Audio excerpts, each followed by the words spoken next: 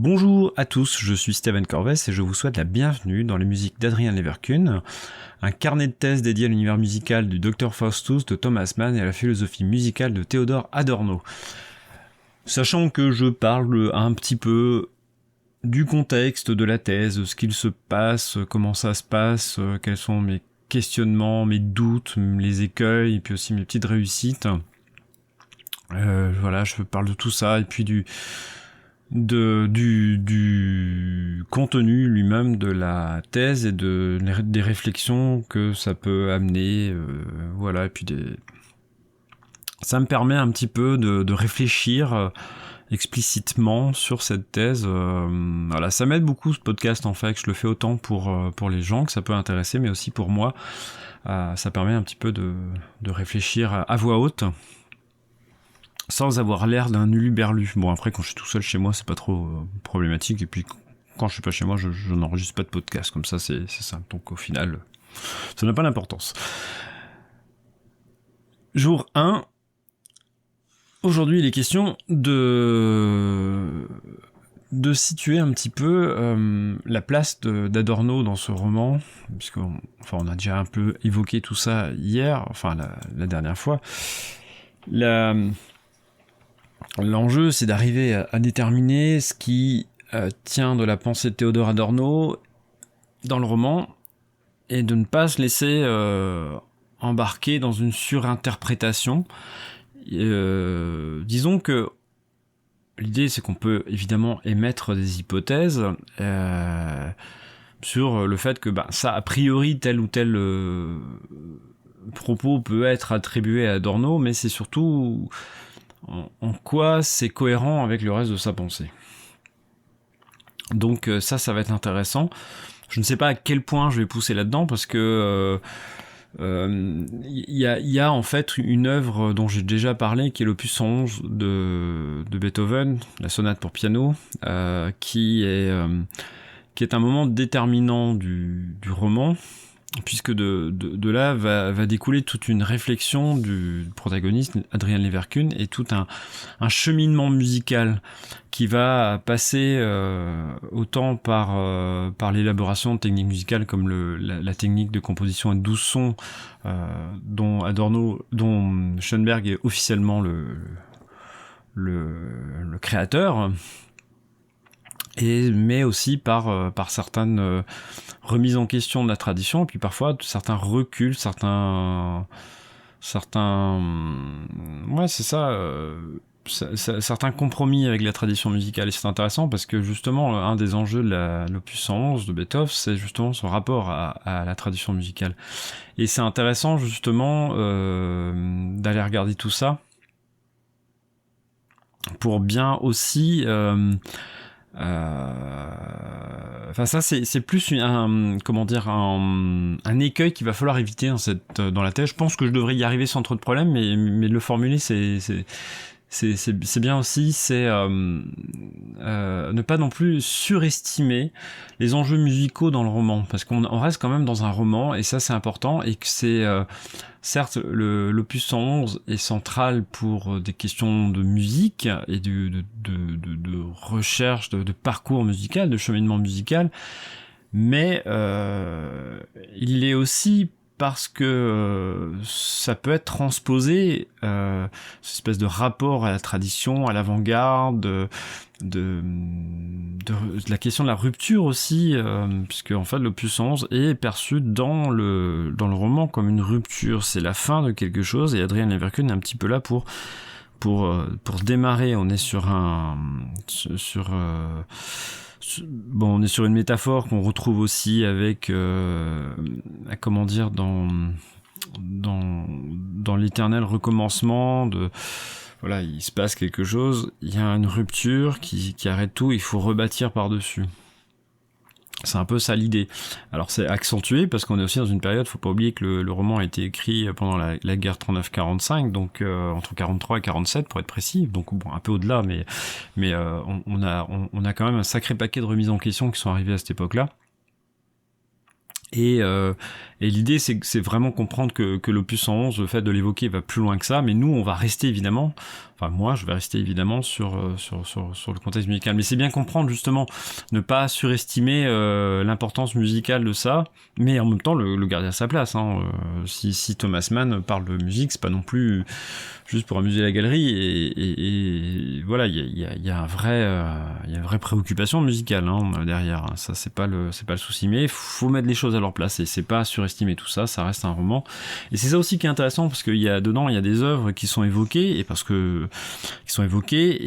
qui ne sont là que pour, je l'ai dit, j'ai dit l'autre fois, il me semble, mais qui sont là que pour donner du contexte, voilà, pour donner du contexte et ça c'est intéressant aussi dans ce roman parce que c'est un roman qui ne parle pas de musique, enfin je raconte n'importe quoi, c'est pas qu'il ne parle pas de musique, c'est que c'est un roman qui reste un roman, qui n'est pas un ouvrage de théorie musicale, ça c'est clair et net. Mais derrière ça demande quand même une certaine culture parce que c'est un roman et que l'intérêt d'un roman comme ça, c'est aussi de créer du contexte musical.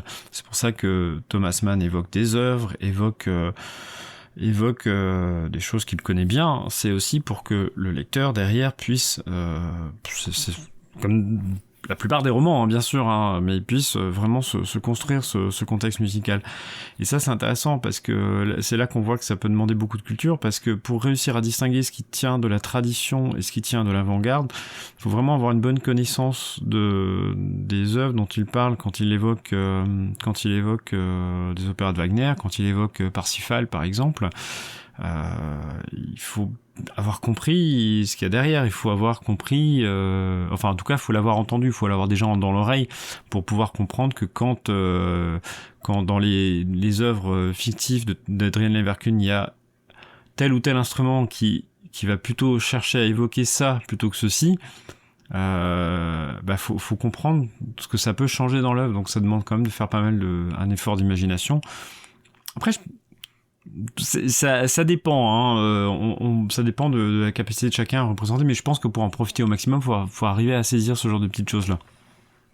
Après, si ça se trouve, en connaissant très mal les œuvres dont il parle, ça peut suffire aussi. Petite interruption, j'ai un bébé qui vient de se réveiller, donc je vais aller m'en occuper.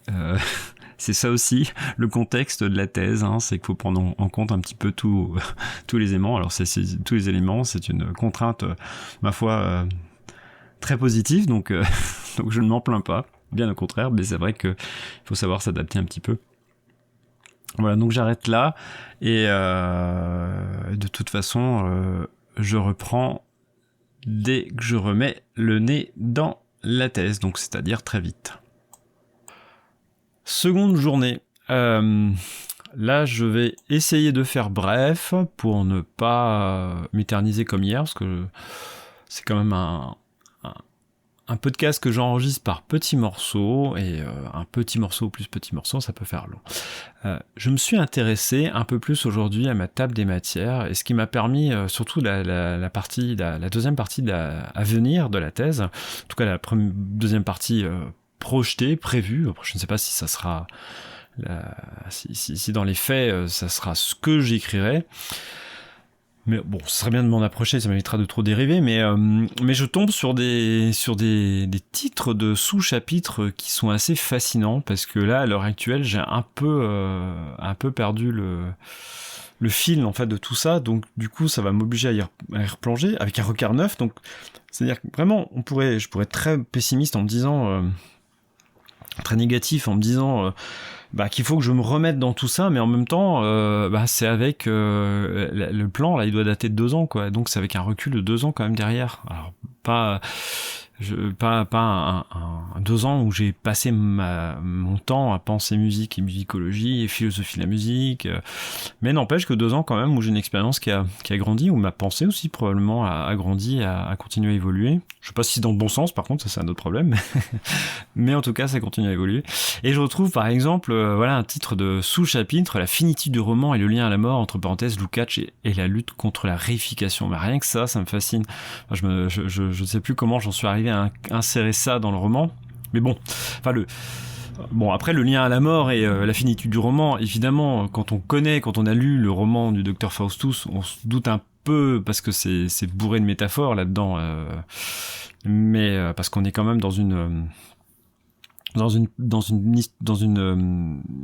un tournant, enfin peut-être pas un tournant, mais en tout cas dans un moment très très fort de l'histoire de la littérature, enfin le XXe siècle, c'est pas anodin en termes de littérature.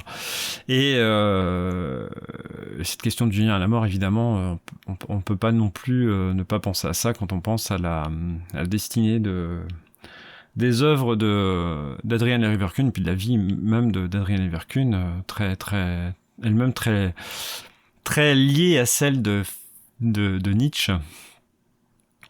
Il paraît qu'il faut dire Nietzsche, mais il faudrait que je travaille sur ces histoires de prononciation.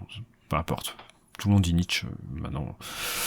C'est pas pour faire mon branleur que je vais aller un peu plus loin et prononcer comme il faudrait que le prononcer. C'est pas bien. C'est bien aussi de prononcer les noms correctement. Peu importe. Voilà. Bon, je vois que j'ai des chapitres qui vont être beaucoup plus classiques, comme une étude du chapitre consacré au dialogue entre Adrian Leverkusen et le diable. Bon, ça c'est plus. Voilà, quand on parle du Dr Faustus, on peut pas ne pas parler de ça, d'autant que là c'est quand même plutôt intéressant parce que Pierre Boulez avait consacré avait consacré un article à ce sujet dans je ne sais plus quelle revue littéraire périodique qui sort périodiquement, et là ça devait être sur Thomas Mann, et qui est vieille comme le monde, et qui a fait parler d'elle il y a quelques années parce que elle avait y avait été embauchée une personnalité politique un petit peu comment dire, chahutée à l'époque, voilà, mais je ne sais plus de qui il s'agissait, donc peu importe. Voilà, passons. C'est de l'anecdote sans intérêt, c'est de l'anecdote de carnet de thèse, quoi.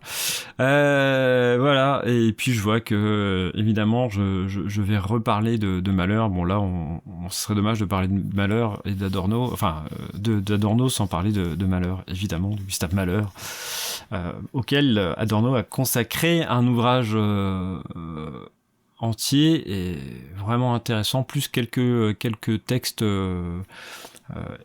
comment dire, séparés, mais qui s'intègrent très bien à l'ensemble. Je sais plus pourquoi ils n'avaient pas été publiés avec peut-être parce qu'ils sont tout simplement postérieurs, je ne sais plus. Voilà, et donc on va essayer de situer, donc voilà, je vous ai donné quelques exemples, enfin l'objet de cette deuxième partie, ça va d'essayer de situer un petit peu Adorno par rapport au roman, et puis d'aller un petit peu plus loin. Ça m'a permis aussi de replonger dans cette partie-là, m'a permis de me souvenir que je comptais m'appuyer en partie, en tout cas, pour initier la réflexion sur le livre qu'Aven Doissière avait sorti en 2011, La pensée musicale de Théodore Adorno, qui est un livre qui m'avait beaucoup plu, parce qu'il m'avait beaucoup éclairé justement sur la pensée de Théodore Adorno, et c'est ça qui était intéressant. Alors il y a à compléter avec un second ouvrage qui est, hop, je vous le donne tout de suite. Je suis désolé si vous entendez les clics dans le micro, j'essaierai d'enlever ça, parce que j'ai pas tout sous les yeux là pendant que je vous fais le podcast, qui était La vérité de la musique moderne aussi, qui était intéressant. Adorno, La vérité de la musique moderne, qui est un ouvrage un peu plus ancien, qui est aussi intéressant, mais la pensée musicale de Théodore Adorno développe quelques petites choses en plus qui sont vraiment qui sont vraiment intéressantes, qui me permettent de bien partir sur cette thèse en disant pas trop de conneries. En tout cas, si j'essaye de respecter à peu près sa pensée et que je la déforme pas trop, ce qui est pas gagné, voilà. Bref, je vous laisse pour cette fois-ci. Troisième jour. Ce qui est intéressant de noter, c'est que les œuvres fictives qui ont été imaginées par Thomas Mann ou par Théodore Adorno ne sont probablement pas forcément, en tout cas pas toutes, des œuvres purement fictives, au sens où elles s'inspirent très probablement d'œuvres existantes. Ça, c'est pas l'objet de mon travail, ça demande vraiment un travail particulier que je n'ai pas fait et que je ne ferai pas dans l'immédiat et que je n'ai pas prévu de le faire. Il y a peut-être des ouvrages en allemand qui en traitent, mais moi c'est pas mon objectif. Ça n'empêche pas que ça peut être intéressant, mais je peux pas tout faire, donc c'est juste pas la question. Enfin, mais on on peut prendre l'exemple, ou alors en tout cas ça peut être bâtard, c'est-à-dire un peu entre les deux. On a le cas du trio pour violon, alto et violoncelle, je crois, ou violon, alto et piano, je ne sais plus, composé donc par Adrian Verkuhn, mais qui est le fruit d'un échange qui a eu lieu entre Arnold Schoenberg et Thomas Mann. Et ça, c'est assez intéressant. Dans le cas des œuvres imaginées par Adorno, c'est peut-être différent parce que lui est compositeur, enfin était compositeur, et que les œuvres qu'il a imaginées, on peut imaginer que ces œuvres sont des œuvres qu'il aurait pu écrire ou qu'il aurait aimé écrire, parce que Adorno a toujours voulu être compositeur. Ça, faut l'avoir en tête. Ça a été au centre des échanges qu'il a pu avoir avec Alban Berg, qui lui a appris beaucoup de choses dans ce qu'il connaît sur la composition musicale. Voilà. Autre sujet important aussi, enfin un point important quand même dans cette thèse, c'est la question de la traduction, parce que mon travail a un gros défaut et aura un défaut jusqu'à la fin, sur lequel je ne pourrai pas revenir faute de temps, faute de disponibilité. C'est le problème des traductions, parce que je ne suis pas germanophone. J'ai des notions, je peux lire de courts textes et arriver à peu près à m'en sortir, mais mon niveau est bien insuffisant pour lire Adorno, lire des ouvrages. Je me vois mal lire la théorie esthétique, voilà, ou la dialectique négative directement en allemand. Voilà, donc c'est bien dommage. Je pense que ça va probablement réduire un petit peu la qualité de ma thèse. Néanmoins, je ne suis pas non plus... Il faut savoir que en croisant les textes, on arrive quand même à une relative fiabilité, et puis c'est pas une étude littéraire, c'est pas une étude sur le texte lui-même. Je pense qu'on peut quand même réussir à partir du moment où on a compris une partie. De toute façon, on peut pas. Enfin, ce qu'il faut avoir aussi à l'esprit, c'est que de toute façon, les concepts, on les interprète forcément. Les concepts qui ont été formulés par Adorno, on les interprète forcément. On ne peut pas être sûr à 100% que la représentation qu'on s'en fait sera bonne, et qu'il s'agisse de traduction ou pas. Et puis l'avantage de travailler sur une traduction plutôt que sur le texte original, c'est aussi qu'on a une perspective culturelle qui est différente. Donc je pense que ça permet de voir les choses avec un autre regard. Alors au niveau de l'exactitude scientifique, ça peut-être poser problème, mais ça dépend toujours sur quoi on travaille. Moi, je vais travailler sur une interprétation de la pensée musicale et sa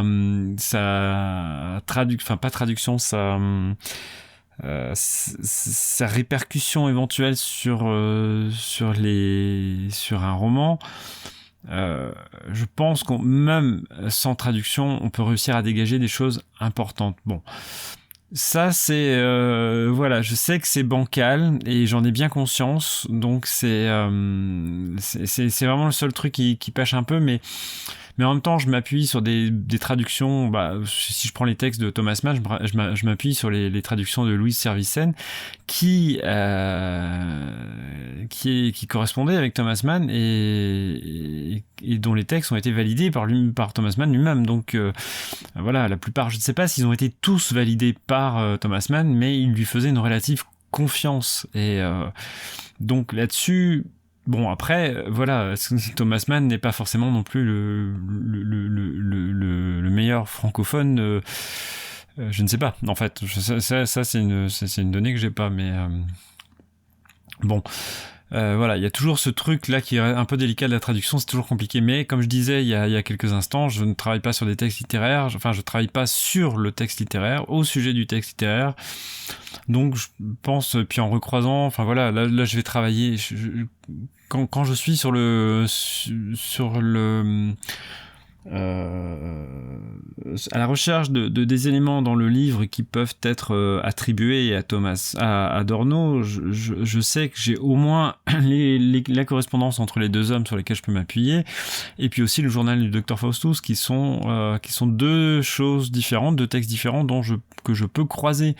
Et ça, c'est intéressant parce que s'il y a des contradictions, je le signale, et là j'évite de dire et faire n'importe quoi. De toute façon, la thèse ne pourra pas être exhaustive, et puis à partir du moment où on identifie, je pense, correctement ce qui ne peut pas être éclairé du fait de mes lacunes, et là en l'occurrence ces lacunes linguistiques, au moins de pouvoir le mettre en avant, ça permet éventuellement à quelqu'un derrière d'aller éclairer tout ça, et pourquoi pas moi plus tard. Enfin bon, là je vous avouerai que compte tenu des projets que j'ai pour après la thèse, j'imagine mal apprendre, enfin me remettre à l'allemand sérieusement. C'est pas l'envie qui me manque, ça va être juste le temps, et voilà, il y a des choses, je suis extrêmement, je suis pas un bon linguiste, donc malheureusement ça fait partie des choix que je peux pas faire autrement. Voilà, c'est toujours le problème, hein, la question du temps de toute façon.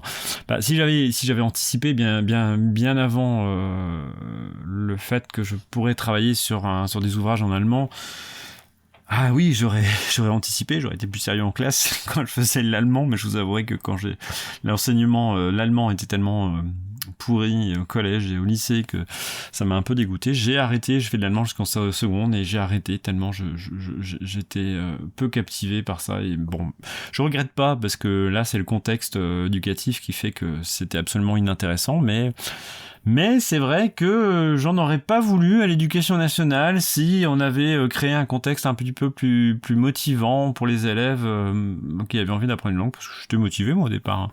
Moi j'ai pas de soucis, hein. Quand j'ai eu mes premiers cours d'allemand, j'étais content, hein, mais les faits, bon, c'est pas la question de toute façon.